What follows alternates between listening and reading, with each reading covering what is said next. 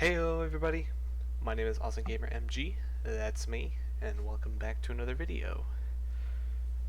Now, in today's video, once again, I decided, you know what, I'm gonna have some more TNT run footage in the background. A couple of people in the comments of my last video, the Technoblade video, which, by the way, got a lot of support, like, holy crap, I was not expecting the amount of views and just the likes. I mean, obviously, I didn't fully do it for that. I mainly did it to show my respect for Techno and just say my goodbyes, basically. Because, again, he was my inspiration, and it's sad to see him leave this world, and we'll all miss him. But just the phenomenal amounts of support that that video alone got just really made me tear up. Like, oh my god, thank you guys. I appreciate that a lot. Thank you again. That meant the world to me. Now, in today's video, I'm going to be finishing a little mini series that I started a while back. I started it, back in started like a month ago, back in like June or something, maybe May, I don't know, probably June. But yeah, I did a video series on my review over the Obi-Wan Kenobi series. It has been about 2 or 3 weeks almost since that series has came to an end, and I gotta say, it was awesome. Now I know this isn't my most popular series, but I'm trying not to let projects that I start, I don't want to leave them unfinished. I did in the past a lot of the time, well, not a lot of the time, more like half the time, and I regret that. So this time I am not content on leaving a project unfinished. Despite this not being my most popular series at all, probably my least popular, I'm just going to put this video out here just to finish it, and I can put this series to rest, and we can move on to bigger things. So even if this video doesn't get a lot of support, that's okay. I just want to finish this. Plus, I kind of like sharing my thoughts. So, to conclude this mini-series, we're going to be discussing my final thoughts on the Obi-Wan Kenobi series, episodes 5 and 6. So, I'm just going to go through the sections on each episode. So, we're going to talk about the stuff that I do like, the stuff that I don't like, anything I could have changed, maybe, and probably just move on, and then we're going to do a little special thing at the end. So starting off with episode 3, oh, and one more thing, guys. I probably am going to put pictures still describing what I'm talking about. I don't know if I'm going to find a lot, though, no promises. Maybe because we're 2 to 3 weeks done with this series, maybe there'll be more pictures I can try and look up and put throughout the video, but again, no promises. So if you do enjoy this video, be sure to leave a like, comment down below, just what are your thoughts, if you have anything you'd like to add on, or just any questions about Star Wars, I'd gladly answer them. And anyways, let's carry on. So starting this off, we've covered episodes 1 through 4, and up next is episode 5. My thoughts on episode 5, well, to say the least, the good things to talk about is just how well they do Vader. I'm just going to say that right off the bat. Darth Vader, for the last 2 episodes, they do just so incredibly well. Just, oh my god, I can't believe they did him right. Like, they really did Darth Vader truly right. I mean, he doesn't really show up that much, like, except a little bit in the beginning, and then mainly in the end, where he takes the Star Cruiser that takes off, and he kind of does that thing that Starkiller does in the Force Unleashed video game, where Starkiller just uses the Force to bring down a Star Destroyer. He just uses all of his power to take down the ship and just rip it open, trying to look for Obi-Wan, but then that turned out to be a decoy when the second ship takes off and they all escape.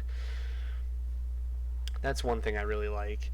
Another thing I really like is just how well Obi-Wan was captured, basically. him trying to get everybody to have hope without like sugarcoating it. Basically, he gives this little speech about how the Empire is coming to try and kill them and take Obi-Wan. He's Instead of doing what most people would do where they said everything's going to be fine, he's straight up to the point. He's like, the Empire is here. They're far more equipped and better trained than us, but all we have to do is just stall for time. And it was just really amazing how well they did that. I think another thing that I liked the most was just, oh, back on the Vader topic, I forgot to mention. At the end, he duels Reva because Reva, we learn her backstory was kind of predictable, and I'll go through that later, but she manages to try and backstab Vader but fails horribly, and Vader just duels her and just toys with her so much to the point where he doesn't even waste his time using his own lightsaber to fight her. He just uses the Force to deflect everything she does, take her lightsaber, split it in half, and then just just completely just own her, brutally stabbing her and leaving her to die out there, and then calling it a day. The last thing I can say that I really like about the episode is just how the tension just ends up at the end, where like Reva sees the hologram of Bale talking about Luke, and she gets the idea, and like Owen, and she gets the idea to go back to Tatooine, which carries on to the next episode. That being said, the things that I don't like about the episode is the shaky cam. First of all, in episode 5, the battle scenes, while they're cool to watch, they do way too much shaky cam. Like, just anytime there's a fight, they just shake the camera so much, and I just find it incredibly unnecessary. While it is still cool, again, just completely unnecessary. And the only other thing I really didn't like at all was just how Reva survives. Like, it's became a meme at this point that stab wounds by lightsabers just don't mean anything. If you get stabbed by a lightsaber, 90% of the time you're going to live. It just doesn't mean anything. Which, fun fact, so Obi-Wan, before we carry on, the Obi-Wan series was actually originally supposed to be a trilogy series, a trilogy film series. The original writer, who's actually credited in the credits, has posted so many things saying, like, what his original story was and how it was planned out, which I'll also go through in the end, at least some of it. But for now, it's crazy how just originally Reva was supposed to die, and yet in this series she just lives, because a lot of people were saying that she was going to get her own spin-off series, which I'm not hating on. I'm actually open to the idea. It just seemed like it would have been better. It seemed like her time to die wasn't that episode, and it should have just been that way, but oh well, it's whatever. Another thing I don't like is just how stupid Bail Organa was. He's just like, he gives Obi-Wan a call on the holocom, it's just like, I haven't heard from you in a while. If anything bad has happened to you, let me just tell you, I will go to Owen Lars on Tatooine to protect the boy. He just basically spills out everything on the one recording, and Obi-Wan just either doesn't delete it or just like both of them were stupid on their parts. Bail for recording the message in the first place, and Obi-Wan for not deleting it, because he gives it to the one fake Jedi guy that it was impersonating a Jedi in the second episode. He gives that to him to he gives like all of his stuff to him, and it's like, I'm trusting you with this. But the one thing he drops is the holocom, which Reva picks up, and it's like, oh yeah, let's go to Tatooine. That was just incredibly stupid. There's not a lot I would really change about the episode in particular, except for maybe, besides Reva dying, is Tala's death. I finally figured out her name, by the way. So the woman that was disguised as a pure Imperial officer to rescue Obi-Wan and Leia, was named Tala.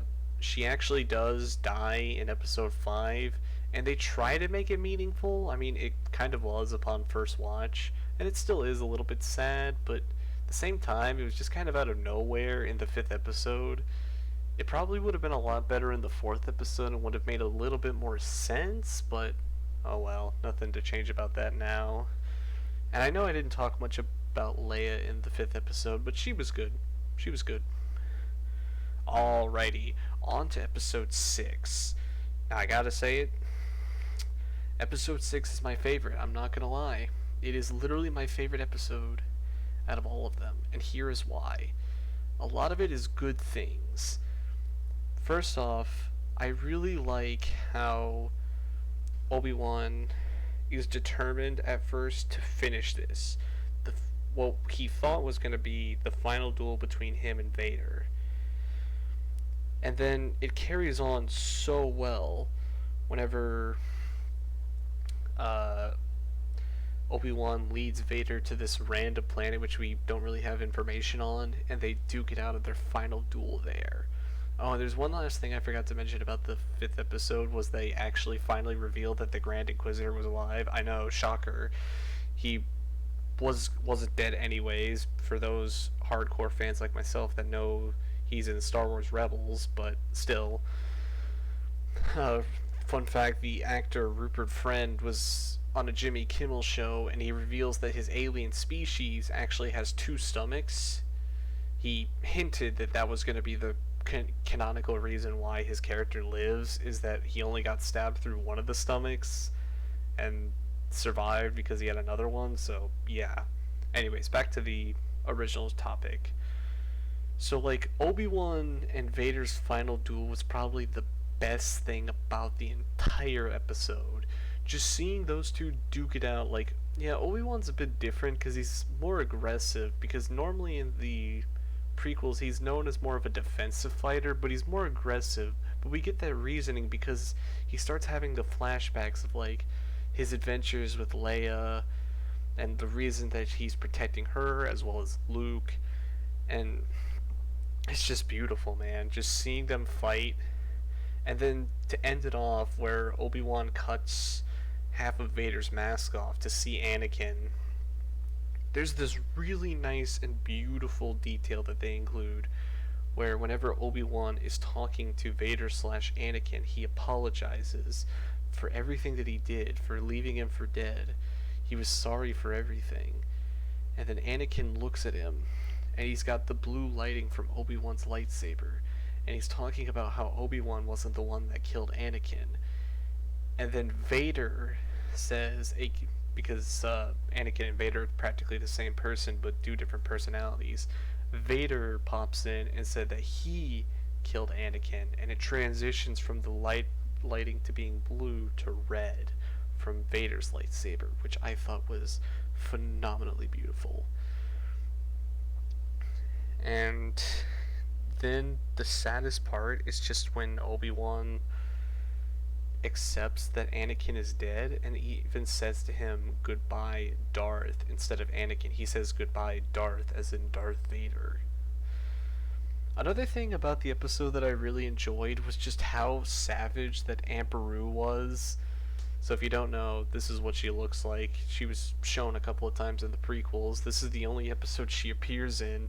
So Owen figures out that Reva is hunting Luke. So he says to Aunt Beru, aka his girlfriend slash wife, or I'm guessing his wife at this point, that an Inquisitor was coming and that they needed to prepare.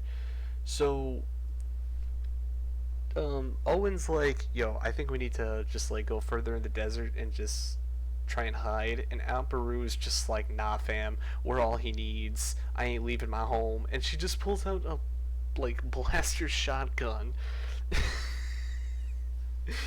It was so funny to watch. She just goes full on savage mode, because when it gets to the part where Reva tries to break in, she's just like blasting her down with the blaster, and then Reva's like looking for Luke, and Aunt Beru just slaps her across the face. I'm sorry, I can't help it. That's just too funny. Every time I watch that scene, just I just can't help but how laugh at how funny that was. And then continuing on, what makes another thing that I really like is just how in the end, Obi-Wan visits Leia, because at the beginning he has to leave her and tells the guy, the like once again the criminal dude that pretended to be a Jedi, to take Leia home, which surprisingly he manages to do. He goes back to Alderaan because A, he has Leia's droid Lola, and B, he promised her that he'd see her again. He does, and I find it incredibly funny how like this became a meme at this point. Obi-Wan exits the ship, and like Leia doesn't even greet him first. She just gets excited to see her droid again, just completely ignores Obi-Wan. I found that funny. But in the end, she did give him a hug, and it was kind of sweet. And it did tie the loose ends that a lot of people were worried about, because a lot of people throughout this entire series were worried that Obi-Wan's show was breaking canon, aka A New Hope, in a lot of ways. Which I can see where they're coming from, but they just need to be patient and wait it out, because they were worried because Obi-Wan and Leia were like getting too connected, even though in A New Hope, when they address each other or like see each other, neither of them just seem to care about one another. But then Obi-Wan says to her that if she ever needs his help again, he'll be there, but they cannot like state their names because it would put them both in danger. So it makes a lot of sense, in my opinion, how like Leia pretends not to really care about Obi-Wan or seem concerned when he's fighting Vader. But it makes a lot of sense though at the end. And then lastly, my last two favorite things I gotta say are just when Obi-Wan visits Owen Lars, and Owen actually grows a heart and asks if he wants to go say hi to Luke, because Obi-Wan hadn't seen Luke or well really talked to him ever, because he handed him over when he was just an infant. So he goes up to young Luke and he literally says to him what everybody's been waiting for throughout the entire series. He says, "Hello there." And it was just amazing. I legit was just like, yes, he said the line. Oh, I was so happy. And to end it off, the last thing that really brightened this episode the most was when Obi-Wan's riding off into the sunset, a Force ghost appears, and I'm like, no way, is it him? And I kid you not, when I saw this, I was so happy. Force Qui-Gon Jinn, Obi-Wan's master, finally appeared as I theorized, although it did take till the literal end of the series, but he finally made it. I was so happy. The funny thing was, his character, Qui-Gon, literally says, well, it's about time. And I literally said onto the TV, I was like, I know, right? It only took you the entire series for you to show up, Qui-Gon. Like, man, it took way too long. I was really happy that Liam Neeson came back to voice Qui-Gon Jinn, even though he stated he wasn't going to be in anything Star Wars related unless it was a film, but he came back anyways out of respect for George Lucas and the character, which I thought was really cool. Now, with that being said, the only crime, like the absolute biggest crime that episode 6 has, like there's only one thing I dislike. It's, well, two things actually. One, just Reva's sudden change. I mean, I guess it makes sense why she changed, which I actually never explained that. So in episode 5, we learn her backstory was that she was a youngling in the Jedi Temple during the Purge, during Order 66, which I was originally going to theorize on my first review video of this, but I completely got sidetracked and forgot to do that, but oh well. But I actually knew it from the beginning. It was kind of predictable, and she is like chasing Luke through the desert, trying to kill him for some reason, which I don't understand why. But then when she has the opportunity to, she doesn't, because she gets like visions of seeing her dead self from when Anakin stabbed him.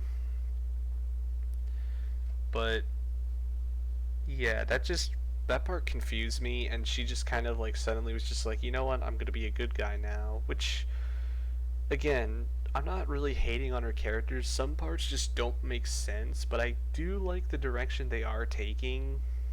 If they are going to give her a spin-off series, I am open to the idea. I wouldn't mind. I really like how unique of an Inquisitor character she is compared to most of them, most of the Inquisitors. So I'm open to new ideas. But the biggest crime that Episode 6 has is that throughout the entire series, there was two specific music scores I was hoping for that John Williams would bring back. Battle of the Heroes from Revenge of the Sith and Duel of the Fates from The Phantom Menace. They were literally used in the marketing throughout every trailer of Obi-Wan. They used rescores of those two songs. But in Episode 6, you would think during the duel between Obi-Wan and Vader that they would use it, but nope. They didn't use them, and that was absolutely disappointing. The fight was still good, though. I'm not saying that it was like that it completely ruined it. I'm just saying it was slightly disappointing not to hear the soundtrack be like that. However, I will say somebody actually did make a YouTube video where he took out the original soundtrack and replaced it with those two scores. I'll actually link the video in the description if you want to check it out for yourself. It is beautiful, and it made Episode 6 just 10 times better than it already was.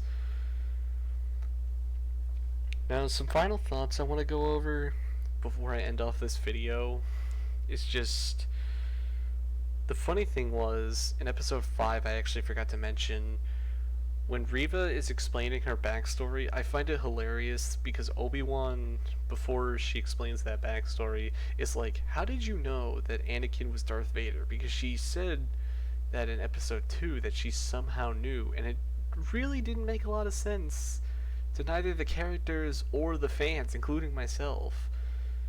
Like, it literally in the show, Obi-Wan says, how did you know? He would have definitely kept that a secret, and I'm sitting there like, me and the fan base be like, yeah, he would have kept that a secret. How would she know? And while her backstory does somewhat make sense, it still doesn't excuse the fact that she somehow knows Darth Vader. Like, yeah, Anakin approached her with the 501st behind him, and then he brutally stabs her as a youngling and she fakes her death.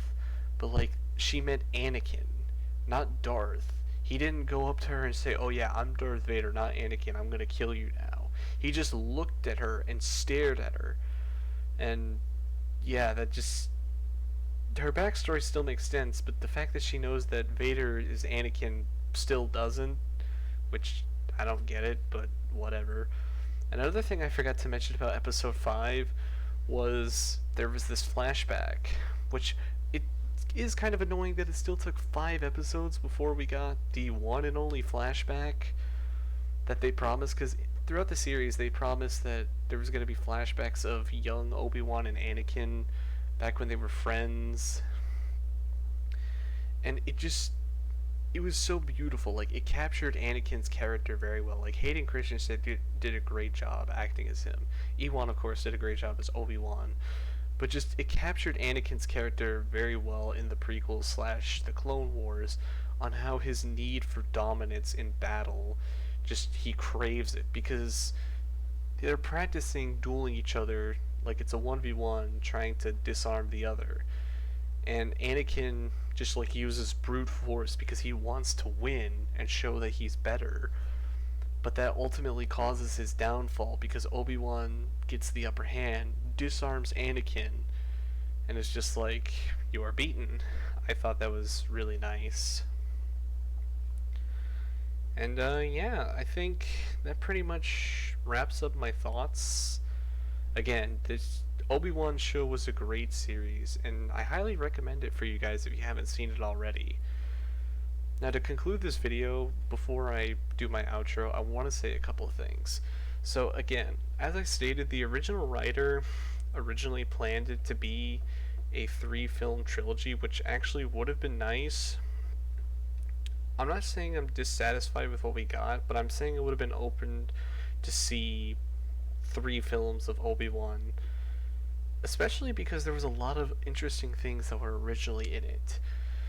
Which I made a theory in my first review video saying that Commander Cody would actually appear in Kenobi, and although he didn't, sadly, as I stated in part 2 of my review, that doesn't mean my theory was wrong though, because the original writers said that Commander Cody was actually supposed to be in the 3-film trilogy, and he was actually helping Obi-Wan watch over Luke while Obi-Wan was actually rescuing Leia, which I would have loved to see how Cody had Obi-Wan's back and to see where that would lead ultimately to Cody's probably inevitable death since he's not in A New Hope.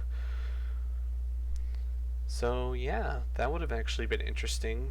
Some other things that he had posted was that, again, Reva was originally supposed to die, which would have made sense for her character to come to a close, but again, I'm up for open opportunities.